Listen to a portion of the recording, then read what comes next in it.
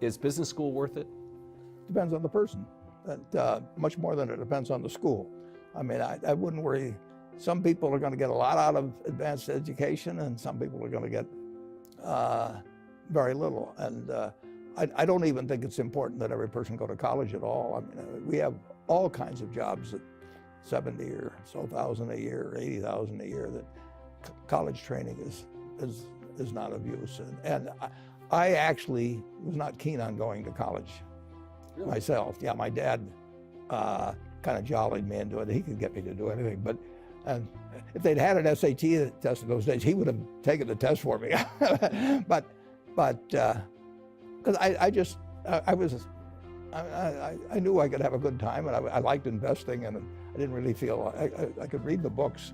So I don't, it's a big commitment to take 4 years, and the cost involved, and maybe the loans involved, and everything. I think depending on what your interests are in life, I don't think it's for everybody. I think it's for a lot of people, but there ought to be a reason you're going, and I didn't really see much reason.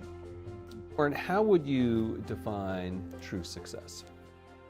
Well, I've said many times that if you get to be 65 or 70 and later, and the people that you want to have love you actually do love you, you're a success. I've never seen anybody that reaches that age. I mean, I'm not talking about somebody that's in extreme poverty or pain or something, but I've never seen anybody that, if they have a lot of people that love them, that is other than happy. And I've seen some very, very wealthy people that they give testimonial dinners to and name schools after and everything. Nobody loves them. You know. Their own kids would say, he's in the attic, you know. Okay. What are, say, 3 pieces of advice you would give to people who are looking to succeed in business? Well, by far the best investment you can make is in yourself. I mean, for example, communication skills. I tell the students that come that they're going to graduate schools and business, and they're learning all these complicated formulas and all that. If they just learn to communicate better, and both in writing and in person, they increase their value at least 50%. And, I mean, if you can't communicate, somebody says, it's like winking at a girl in the dark. Nothing happens, basically. And you have to be able to get forth your ideas, and that's relatively easy. I did it myself with the Dale Carnegie course. Some people wish I'd taken a shorter course now in terms of my talking later on, but it's just hugely important. And if you invest in yourself, nobody can take it away from you. I mean, and the second thing, which I'll get a certain criticism for not living it, but I do tell those students, that if I gave you a car and it'd be the only car you get in the rest of your life, you take care of it like you can't believe. Any scratch, you'd fix that moment. You read the owner's manual. You keep a garage and do all these things, and you get exactly one mind and one body in this world. And you can't start taking care of it when you're 50. By that time, you'll have rusted out if you haven't done anything. So you should really make sure that you just remember that you just got one mind and body to get through life with and to do the most with it. What about life advice? Well, life advice is, the most important thing, aside from the things I've talked about already, is really who you associate with. You want to associate with people that are better than you are. I mean, basically, you'll go in the direction of the people that you associate with, and you want to have the right heroes.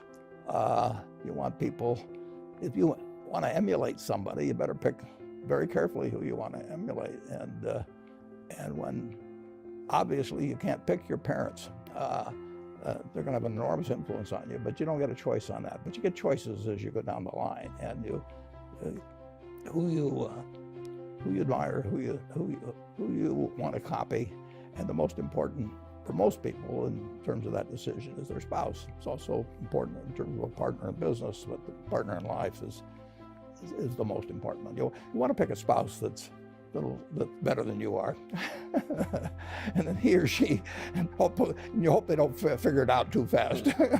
Great. Biggest mistakes people make when investing?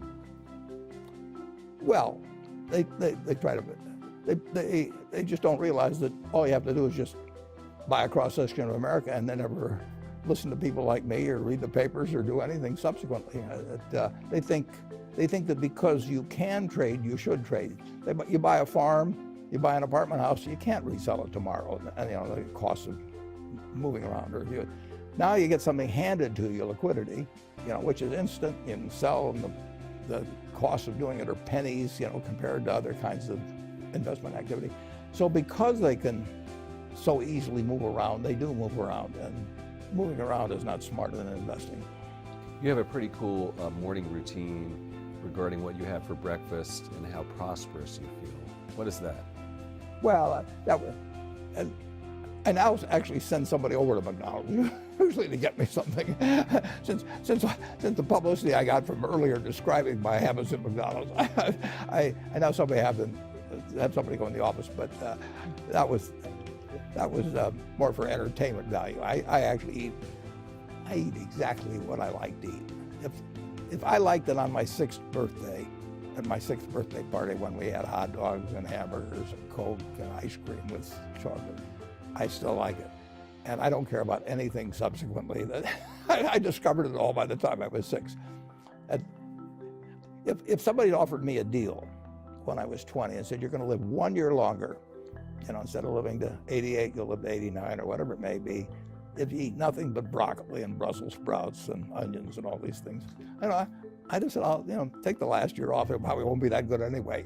So I eat what I like to eat. I'm not venturesome in that area. I like how you lumped in onions with broccoli and Brussels sprouts. Never heard that. I just don't happen to like onions, but no, I don't put them in the same category. Okay. You and George H.W. Bush, I think. Do you ever drink water? Only under duress. What is your favorite all-time song,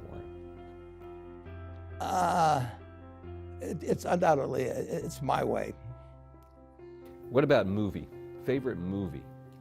Well, I like The Bridge on the River Kwai because of there were a lot of lessons in that. Plus, it was enormously fascinating. Catchy tune, also. Pardon me? Catchy tune, also. Yeah, Right. Very. Right. But the ending of that was sort of the story of life. He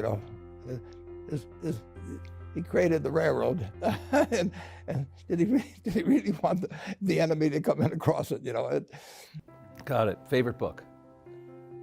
Well, the favorite book from the book that had the most impact on my life was The Intelligent Investor by Ben Graham. I knew you were going to say that. Favorite TV show? It's probably going to be it would be Nebraska in some huge bowl game and winning. And finally, what do you carry in your wallet, and how much money do you tend to carry around? Well, I probably carry maybe $400. I actually, my wife likes to use the cash, so I just take home a chunk of cash every now and then she doles it out. She looks at my billfold and sees whether all the hundreds are gone. Sticks a few in there. It's pretty simple. And credit cards? I've got an American Express card, which I got in 1964, but I pay cash 98% of the time. If I'm in a restaurant, I always pay cash. It's just easier.